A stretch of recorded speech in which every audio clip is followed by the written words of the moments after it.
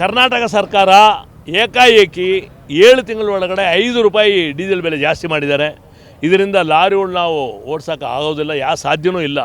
ಈವಾಗಲೇ ನಾವು ಭಾಳ ಹದಗೆಟ್ಟು ಹೋಗ್ಬಿಟ್ಟಿದ್ವಿ. ಈ ಪರಿಸ್ಥಿತಿಯಲ್ಲಿ ಡೀಸೆಲ್ ಪ್ರೈಸ್ ಮಾಡಿದ್ದು ನಮಗೆ ಭಾಳ ದೊಡ್ಡ ತೊಂದರೆ ಆಗುತ್ತೆ. ಅದೇ ಥರ ಬಾರ್ಡರ್ ಚೆಕ್ ಪೋಸ್ಟ್ 14 ಸ್ಟೇಟಿಂದ 15 ಸ್ಟೇಟ್ಗೆ ಬಾರ್ಡರ್ ಚೆಕ್ ಪೋಸ್ಟ್ ಎಲ್ಲ ಭಾರತ ದೇಶದಲ್ಲಿ ತೆಗೆದಾಗಿದೆ. ಇಲ್ಲಿ ಮಾತ್ರ ಯಾಕೆ ಬಾರ್ಡರ್ ಚೆಕ್ ಪೋಸ್ಟ್ ಇಟ್ಟಿದ್ದಾರೆ ಅಂತ ನಮಗೆ ಆಶ್ಚರ್ಯ ಆಗಿದೆ. ಆಲ್ರೆಡಿ ಪರ್ಮಿಟ್ ಡಿಜಿಟಲ್ ಆಗಿದೆ, RC ಬುಕ್ ಡಿಜಿಟಲ್ ಆಗಿದೆ, ಲೈಸೆನ್ಸ್ ಡಿಜಿಟಲ್ ಆಗಿದೆ. ಹಂಗಿರುವಾಗ ಯಾಕೆ ಬೇಕು border check post? RTO border check post ನಮಗೆ ಬೇಕಿಲ್ಲ, ಅಗತ್ಯ ಇಲ್ಲ. ಕೂಡಲೇ ಸರ್ಕಾರ ಇದ್ರ ಬಗ್ಗೆ ಚರ್ಚೆ ಮಾಡಿ ತೀರ್ಮಾನ ಮಾಡಬೇಕು.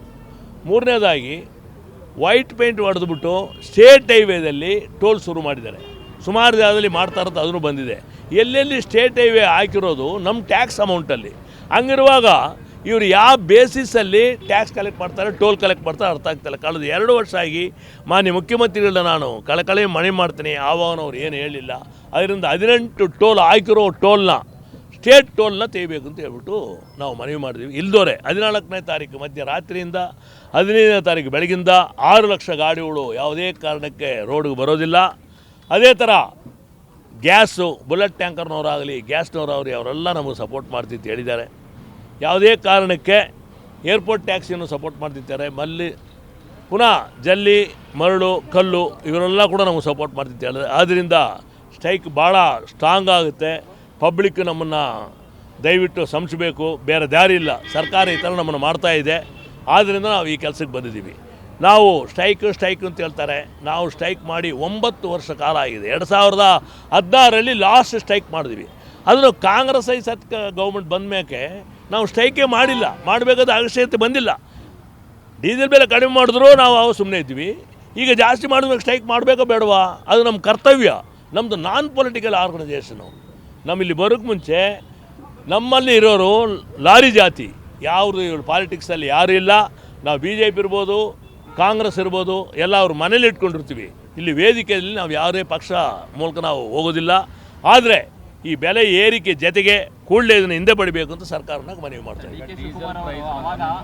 ಡೀಸೆಲ್ ಪ್ರೈಸ್ ಬಂದು ಕೇಂದ್ರದಲ್ಲಿ ಒಂದು ಬ್ಯಾರಲ್ ಸುಂಕ ತೆರಿಗೆ ಜಾಸ್ತಿ ಆಗಿರೋದ್ರಿಂದ ಈಗ ಕೇಂದ್ರ ಸರ್ಕಾರ ಡೀಸೆಲ್ ಪ್ರೈಸ್ ಹೈಕ್ ಮಾಡಿಲ್ವಲ್ಲ. ಯಾರು ಹೇಳಿದ್ದು ಮಾಡಿದ್ರು ಅಂತ?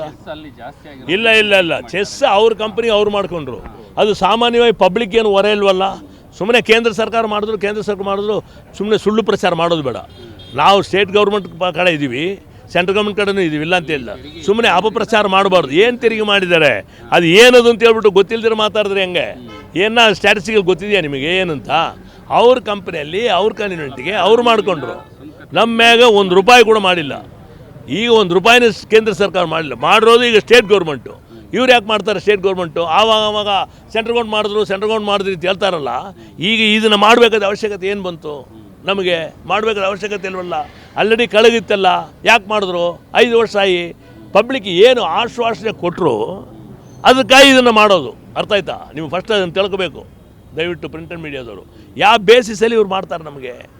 ಆದ್ದರಿಂದ ನಾವು ಮಾಡಿದ್ರೆ ನಾವು ಒಪ್ಪಲ್ಲ ಅಂತ ಹೇಳಿದ್ದೀವಿ. ಸರ್ಕಾರ ಕೂಡಲೇ ಮಾತುಕತೆ ನಡೆಸಲಿ, 14 ಮಾತುಕತೆ ನಡೆಸಿ ಡೀಸೆಲ್ ಬೆಲೆ ಹಿಂದೆ ಪಡಲಿ, ಅದೇ ಥರ ಟೋಲ್ನ ಹಿಂದೆ ಪಡೀಲಿ, ಅದೇ ಥರ ಬಾರ್ಡರ್ ಚೆಕ್ ಪೋಸ್ಟ್ ಹಿಂದೆ ಪಡೀಲಿ. ನಾವು ಕೂಡಲೇ ವಾಪಸ್ ತೊಗೊಳ್ತೀವಿ. ನಮಗೇನು ತೊಂದರೆ ಇಲ್ಲ. ಧನ್ಯವಾದಗಳು. ಜೈ ಹಿಂದ್, ಜೈ ಕರ್ನಾಟಕ.